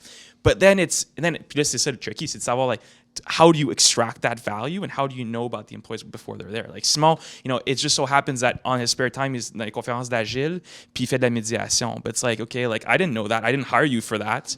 But it's like, now that I know, it's like you're running my meetings and you're going to be setting up the Trello boards or whatever it is, you know? Fake.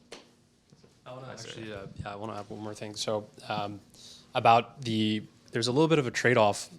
I don't want to end on a bad negative note, but there is a trade-off in giving people a lot of autonomy and like giving them. They're really dumb. Thanks, man. You can motivate people that way, right? By giving them more of the company, like more responsibility, and also making them feel like this is, you know, make them feel like a co-founder. It's a beautiful thing, right? They work their fucking asses off and they get the job done. But then they reach a point where they're like, holy shit, I'm burning out. And then they realize, you know, hey, like, this is not my company. You know, I'm not taking on as much risk as the founders are. And this is something that's, you know, happens a lot in companies when they scale, is those early employees who are given, you know, nice big responsibilities and they kicked ass at it. The company grows and it's time for them to kind of like give it to someone else. And it doesn't necessarily always work out. And so it's just something to look for in early employees if you ever start a startup, or in the founders if they have that capability of setting expectations with the early employees. Hey, you're going to have a lot of responsibility. We want you to kind of like feel like you own this company. Probably give them some equity so they work hard, right? But keep the expectations that, hey, this company is going to grow and you know, you're going to have to grow at the same rate as it. And there's going to be some difficult conversations on the way to make sure that their egos don't grow with the company, essentially. Yeah. Maybe just to end on that topic, I also believe that people have cycles, right? So they will come and they will go, and companies have cycle, and there's some people that are better for certain cycles. But what I wanted to add was assessing how someone works in a team doesn't have to happen absolutely in a startup setting, right? In your context, you know who's the person never helping on the team and not doing the part of what they were supposed to do in teamwork. You know people in sports, you know people in social settings. So you can assess someone by actually meeting with them in a totally different context than the business. And I think that's something you all can do as you see people who are potential entrepreneurs. I mean, I know there's this myth about the asshole person who's a great, like the Steve Jobs. He's an asshole, but he's brilliant, so everyone wants to work with him. Not really. Like, there's one Steve Jobs, okay? Like, don't look for that trait. Like, assholes don't make great bosses and great leaders. Find people in a sort of like their natural setting where you can assess what are their personal qualities. Thanks. Do you have questions, guys? Yeah, cool. Go, Victor. You were talking about working more and being more productive and efficient. But what if the problem doesn't come from your company or you, but comes from the market, that it's way too competitive and that you're just going to die? So how can one figure out if the problem comes from his company or the market? Someone wants to start that? Or? Well, I wish I could. Well, the... No problems here. I think that there's really two things there I'm trying to look for is what's your awareness of your market. So many first-time founders, this is a common weakness in pitches. They're unaware of their, let's call it the landscape, because it's not just competition. It's maybe companies that could be partners. So when startups pitch me and they have no awareness of their landscape, really bad sign. The second thing that is worse is when they say, I have no competition, and then I can find like 3 competitors by Googling for 2 minutes. And I'm like, come on, right? You're supposed to know that. And so asking founders questions so that they educate me on their market. What's the market dynamic? What's the value chain? Why is it like that? Why has no one done it before? Why everyone's trying this, but we're trying this? So that's like sort of like the baseline.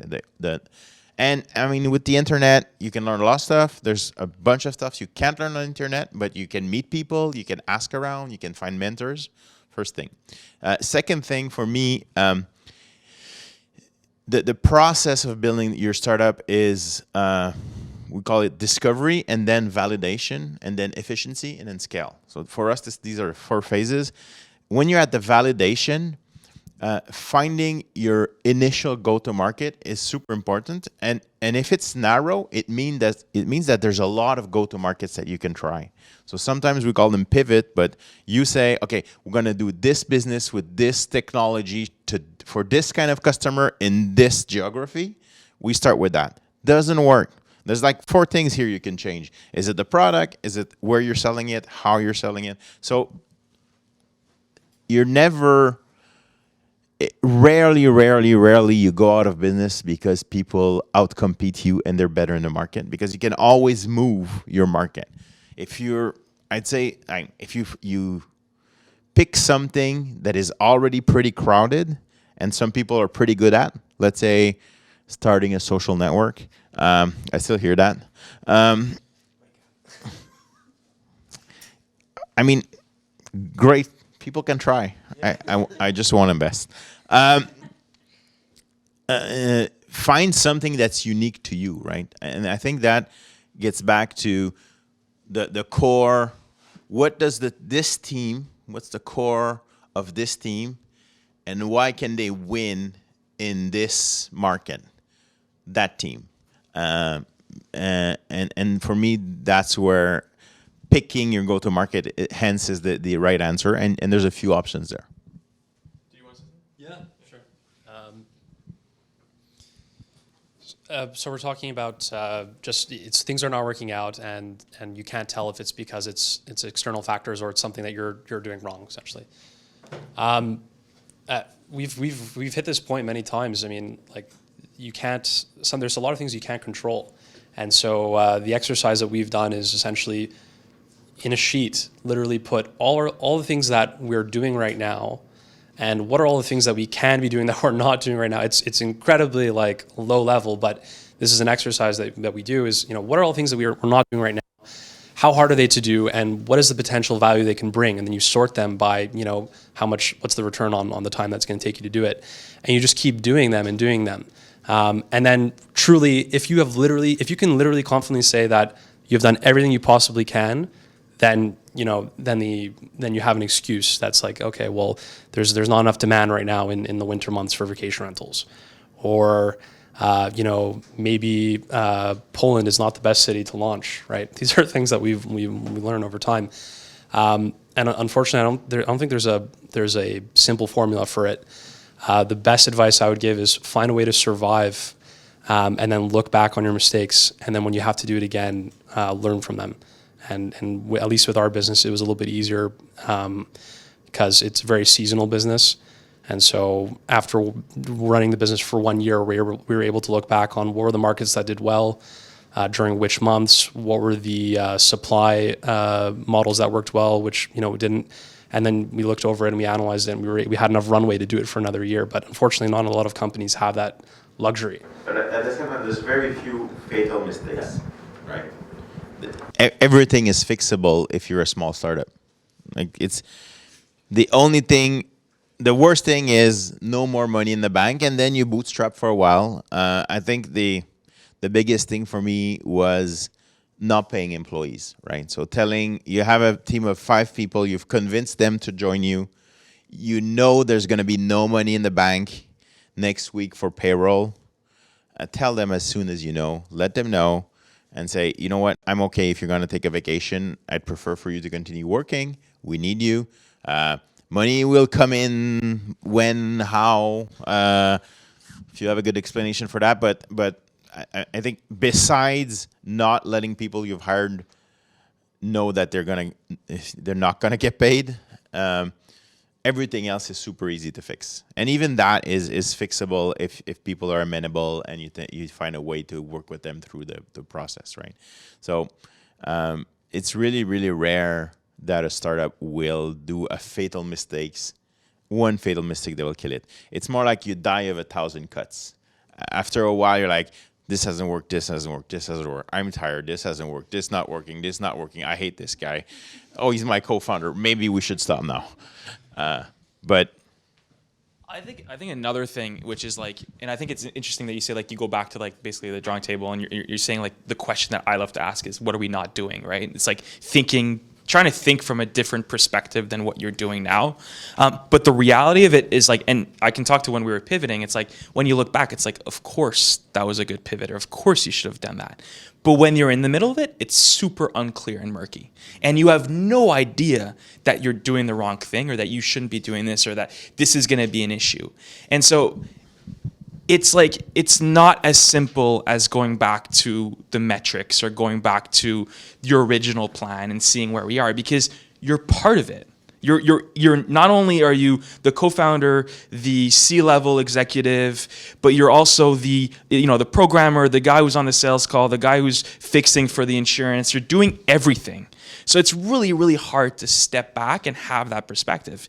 And to go back to what we were all saying before, that's why it's so important to go talk to people, because you're going to have a conversation with somebody, and from their perspective, it's super clear that that you're making a mistake. And so if you're able to have the humility to saying like, he's probably right, or she's probably right, well, that gives you the ability to go back and say like, if I see it from their point of view, that changes the decision I'm going to make. And that's why I think it's the same question as saying, what are we not doing? It's trying to think differently about your own business and seeing the big things that you should be focusing on that you're not focusing on, because you're caught in I have meetings all day, and tonight I'm going to be doing the stuff I should have been doing during the day, and I'd never have time to think about what I'm going to do in 6 months, or what my business is going to be like in 6 months, or what my competitor's doing right now, or updating that competitor watch list or whatever it is. So yeah. I have no answer to your question. Do you have other questions? Yeah. Question. My question's on company culture, because I think you've all touched upon it at one point or another. So as your company gets bigger and you scale, like how do you build and maintain a culture that like people want to be a part of? You want to start with that? I won't skip this question. I've worked at a few different startups where the culture has been good and the culture's been really, really bad. And where the culture starts to fall off the rails, in my experience, has been when things get really, really serious. Like, if we don't do this thing that unlocks this thing, we all lose our jobs and we die. If that death grip grabs the culture, you're done. Just walk away. Throw away the keys, because I've never seen how you can reverse that. And that really comes from the founders, who are, Sylvain was talking about it before, like there's this, founders have this weird thing where they're tenacious, they will not quit, they are stubborn, maybe something's broken, maybe they're naive, who knows what the reason is, but they have this vision and nothing will stop them from doing it. And they have a huge appetite for risk, and it just rolls off their back. Nothing stresses them out. Or they are much less stressed than your average person would be in a similar situation. So that's a very special mix of chemicals in their brain. If you don't have that founder in place who's actually freaking out and actually wears their heart on their sleeve and is actually like losing their mind, everyone feels it and your culture's toast. And I don't know how you rebound from that. How you keep the culture going. I mean, at Frank and Oak, you organize a company barbecue, and you know, it sounds kind of stupid, but you just try to have fun and keep it light. Yeah, we took all this money from these VCs, and now these not here. When you take money from VCs, it's like a shotgun's on your head. It's like, that's cool. You have all this money, and now grow or die. Grow or die. What should we do next? I don't know, but fucking grow, or you're all fucking fired and you die. Like, it's an interesting thing that happens when the VCs get involved.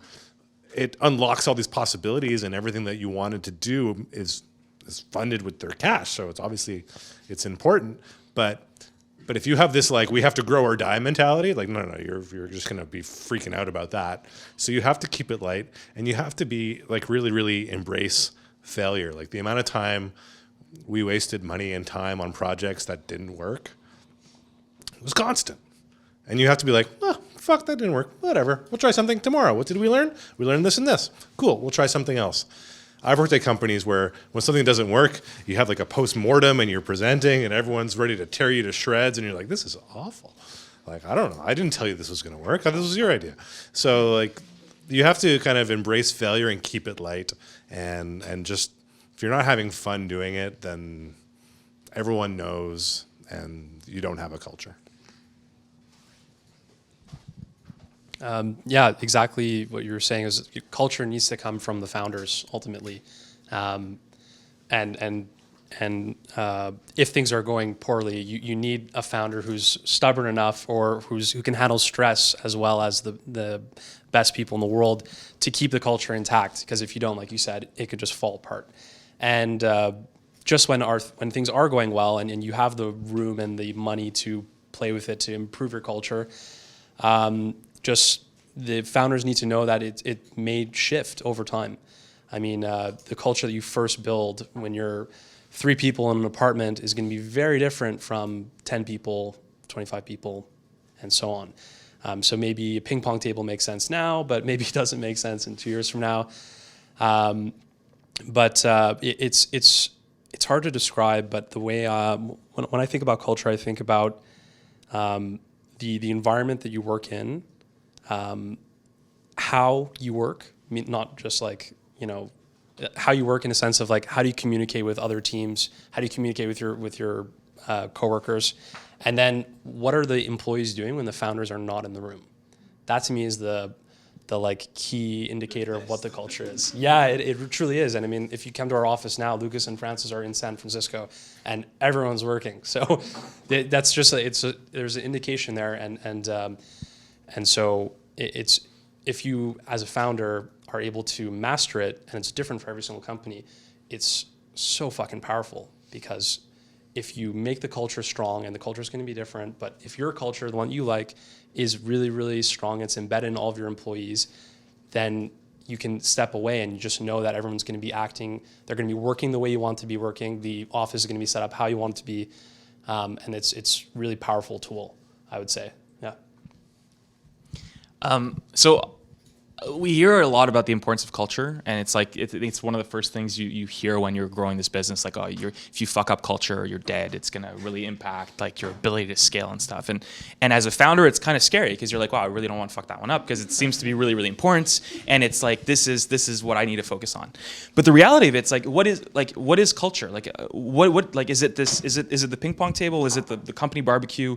Is it the way you feel when you're at the office? What is it? And so it's like I think it's, for me anyways, it's still somewhat unclear. I know it definitely has to do with our structure. So the way you set up the business and the hierarchy of the business. Because, one of the things that in poorly set up companies and companies I've worked at, where it's like you see the organigram and it's like you have like everybody's equal. It's like a flat culture. You'll have like the CEO and then the VPs, and then you have like that VP is like a little bit lower than the other VPs, but they're still VPs. And it's like, you're like, okay, is that really a flat culture? And what does that tell you about the type of business you're running and the interactions between people in that office, of saying I'm your equal but not quite exactly the same as you. So a lot of what I'm figuring out now is that a lot of the decisions you'll make as to how you're going to structure your business from a structure point of view will have a huge impact on how people interact, and then how people feel when they're at work and interacting with their peers. So I haven't figured it out, but it's something that we're working on, and we're trying to see, well, if we're doing this role and we're calling it that title, well, what's the impact on the other teams and how they're going to interact together? The other thing that I'm really passionate about is saying that, I think the whole work-life balance thing. It's like people are like, oh, well, as an employee, you have to be there and motivated to be at the office, and it's like up to you to kind of separate your life, your personal life, from your business life. And it's on the employee to do that.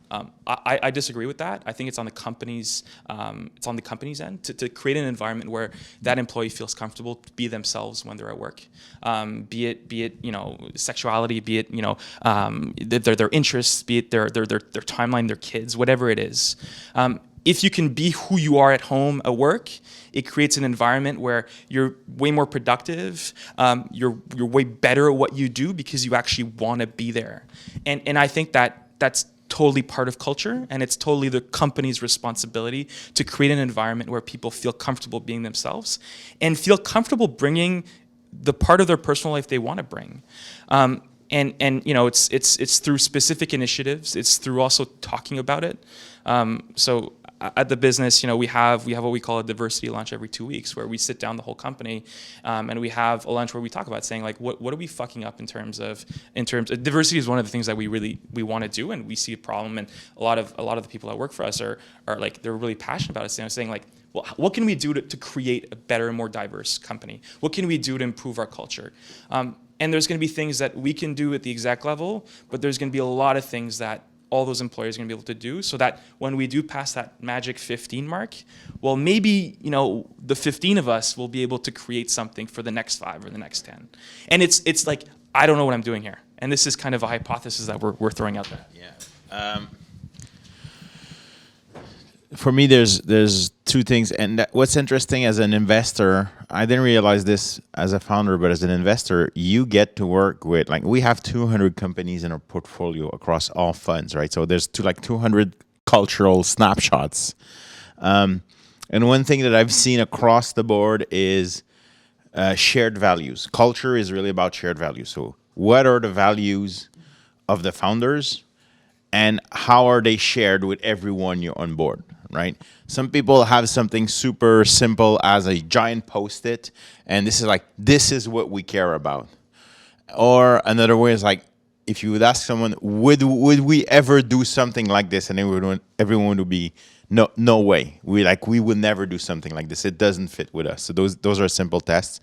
One thing that I've discovered over the last few years across a few companies is rituals. Like you were talking about the barbecue, simple things that you can do together. I have a team, they run together. Like they're runners.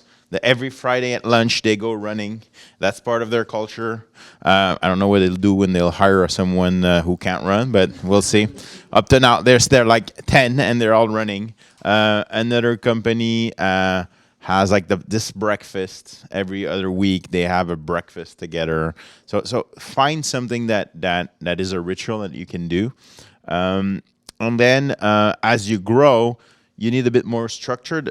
Twitter is pretty crazy because, I mean, if you're going from a few hundred employees to 4,000 employees at the end, how do you keep that culture? So they had a super structured process to identify what was the shared culture that wasn't named, and they came up with like 10 values, and they were on the wall. Like you knew those values, and they were super simple. You had like stickers for your laptop and you could pick your favorite value, right? It was things like ship it. That was a core value at Twitter. They call them the core value. Respect and defend the user voice. And it was super cool because there was like 10 shared values, but everyone would pick their favorite, and you were like, oh, so you're a simplify person. That was one. You're a ship it, but I am this. Mine is do the right things in the right way. So do we ship now if it's wrong, or do we fix it? So it's not simple. Like you can have opposing values, but if they're shared and if they're common, they create that conversation around the values and the culture. And I think you can talk a lot about the culture, but it's a lot about the doing, right? Thanks. You have a question, guys? Yeah. Could you guys like all talked about hiring like really awesome people early on, not necessarily worrying about what they're going to do, but just to find someone you think will be a good fit. And I guess as a student venture capital company, we're going to be working with students, and we obviously are all interested in getting involved with startups. Do you think there's like a place for early startups where students are fitting in, and do you find there's like a certain trait you want to see within students? Because a lot of the time we don't bring the technical skills or the work experience that you want, but is there a certain type of trait that you want to see in a student that would maybe say, okay, this is the right person for my company, even though they bring absolutely nothing in terms of experiences or technical skills? A really simple one. Do they, when they say something, do they do it, right? This, I mean, many founders fail that test. They tell me, next week we're going to do this, and the week after we're going to do that, and I meet 2 weeks after, and so, no, none of these things. Why did you tell me about these things? Really, sometimes there's a good reason, but most of the time, like just people that are reliable and dedicated, this is a good baseline, right? So I sometimes challenge entrepreneurs with that, right? I ask them like, what's your ambitious goal for the next 3 months, right? And I can guarantee you that when I meet with them 3 months later, what are we going to talk about? It's like, how did that go? And I am not looking for you have achieved it. You might not have achieved it. You might tell me why it wasn't a good goal. You might tell me we tried, but we failed, but we discovered this and we learned that. But this capacity to set ambitious goals and try to do them, and right size your goals, right? In Founder Fuel, what we do every week, we ask companies to pick one goal, one thing that is really important for the week after. That's, instead of doing this monthly, we do it weekly. That's one way we accelerate companies. And I this is something also I learned from the Google culture. You have these goals and you grade them at the end of the week: green, yellow, red. And if all your goals are always green, I'm worried. Yeah, you're not ambitious enough. These are too easy. Like if you're not failing a little bit, it's too easy. Or if you're failing all the time, you're really bad at setting goals. Like you have wrong expectations. You don't understand what you can really accomplish. So set these goals and grade them every week. And when I say it takes me a few weeks to work with founders and know if they're good at this, it's not really the color of the goals. It's the goal setting and the conversation we're having about accomplishing these goals or not, right? So this is super simple to do in any context, right? In a school context, as I was saying, in sports, in whatever commitment people take, are they really committed? And if something is not working as expected, what's the conversation you can have about it? Yeah, because I think we're gonna end like on a final note, because as you know, like the goal of the workshop was really to feel the entrepreneur side of and the investor side of like the seed companies and everything. But if you add like on the other side, one goal or one like advice to give us like young VCs, how to, because you interact with VCs, you're a VC, so how can we be the best VCs for the student entrepreneurs that are in Montreal, and what are the goals that we can like? Maybe what are you guys looking for? Yeah. Let's start with that. So, again, I'm not going to name names, but I mean, having worked at different venture-backed companies, I got to interact with a lot of different VCs, and they sign big checks and they make big promises. Talk about doing what you say. Honestly, the biggest value that I personally got from interacting with VCs was always their introductions to other people who are actually in similar roles to me. They can unlock their network to open a world I cannot access. I mean, think of a day in the life of a VC. They're just grabbing coffee with everyone. They know everybody. 10 coffees a day, man. 10 coffees a day. 10 coffees a day. How's it going? So, you know, that for me, that was always the biggest value. So open your network, and you guys are just starting out, build your network, and then open it up as you build it. Yeah, I think the network one is the big one for VCs. the other thing, and like speaking to early stage, I think it's being that sounding board for those entrepreneurs. So, I think it's being conscious that this might be the first time they pitch a company, and this is a horrible idea, you should never do it, and go back and get a normal job is probably not the right answer. And it's an answer I've actually gotten from people early on, and it's saying, so I think it's being open to providing criticism.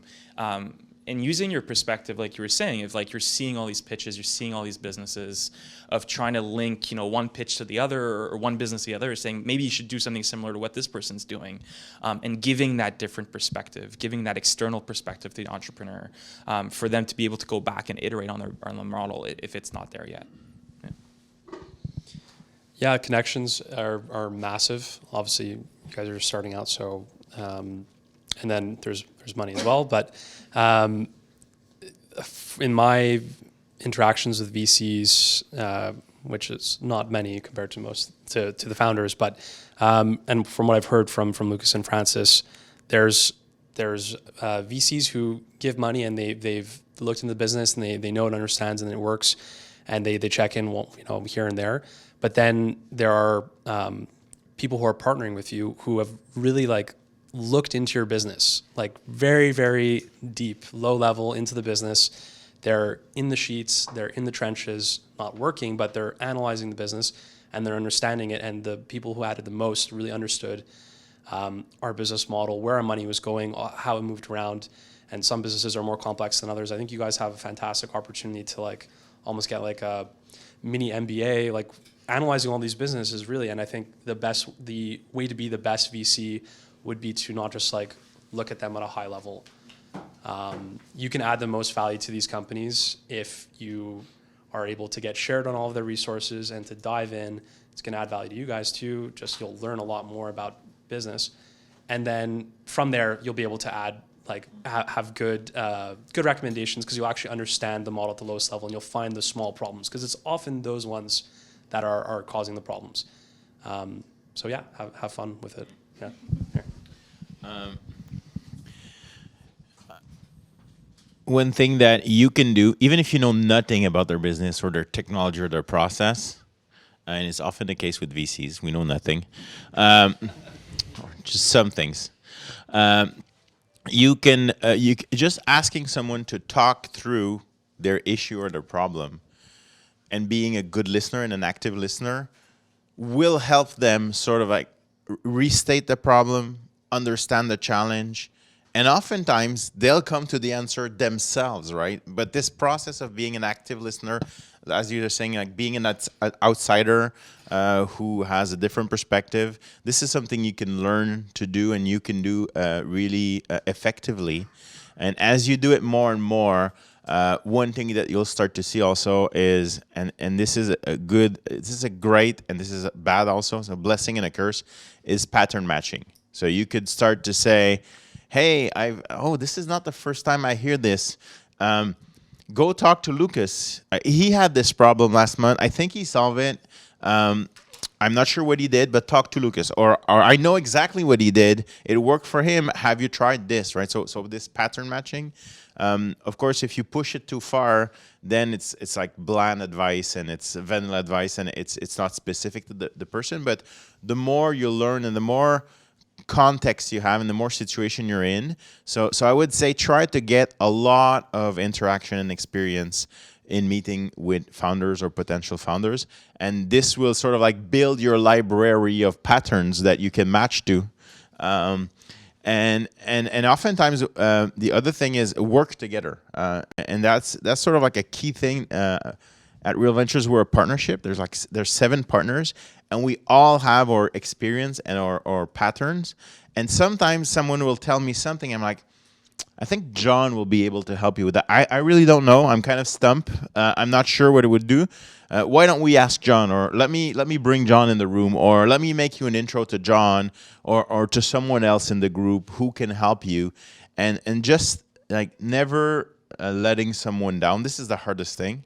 But the biggest learning for me was that as a VC, you say no most of the time. and this is super hard. Right? You want to be helpful. You want to help people. So if you're going to say no, not going to invest, you can provide. You can still provide a lot of value. So this is and it's a lot of work, right? Being helpful is a lot of work, but in the end,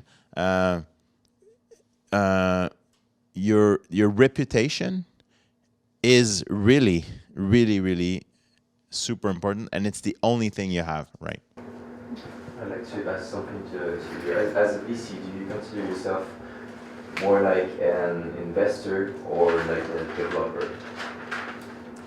I'm an enabler, right? I have zero financial background. I've learned the VC business by doing it, and this is something like most VCs, like you don't learn, even if you can learn some concepts in the MBAs and you can read the Art of the Deal or the Brad Fell book about the VC industry, which you should read. Right, a lot of these things, the details you learn by doing, by practicing, but also by working with other people who are doing it. Right, so and I think that's one reason why I like the Front Row Ventures project is that it's like an artisan. Right, you learn a skill by practicing it, because this is not something that you can just read a book and understand everything. Yes, you might know that in a term sheet, there's like 12 important things, but why is it important in that deal at that time? And so that's something I've learned by working with other people, right? At first, I learned it as an entrepreneur for myself. Then I learned it as an advisor through other entrepreneurs, and then now as an investor. So my title is investor, but every time I fill a survey and they ask me what industry I'm in, I still can't believe I'm saying like finance. That's not me, but you're so a developer in the sense of a producer, right? Or more like a producer than an investor, really. But money is a really important lever that we can provide. I just want to add something to that, because you talked about like you met people that want to build social network, and I think it's important to understand like the reaction that you have when you met people like that, because we're gonna meet a lot of students that are gonna have a lot of like poor ideas. But it's important to really treat them like it was the next Facebook founder, because Front Row Ventures is based on the fact that we are open to all the students, because we want to find the next Facebook. We want to find. Mark Zuckerberg looked like nothing when he started Facebook. Exactly, like you don't have to go too far. Like just at the beginning of this project, like Eleanor and I, we were looking like nothing. We had nothing. We had a really poor pitch, and nobody's. Yeah, yeah, we were told so, but it's another thing. But I just like want to underline that fact that we really need to be open-minded when we met people, when we met student entrepreneurs, and really be helpful to them. And really a big thank you to all of us for being here tonight with us. So yeah, I think we can applaud. Yeah.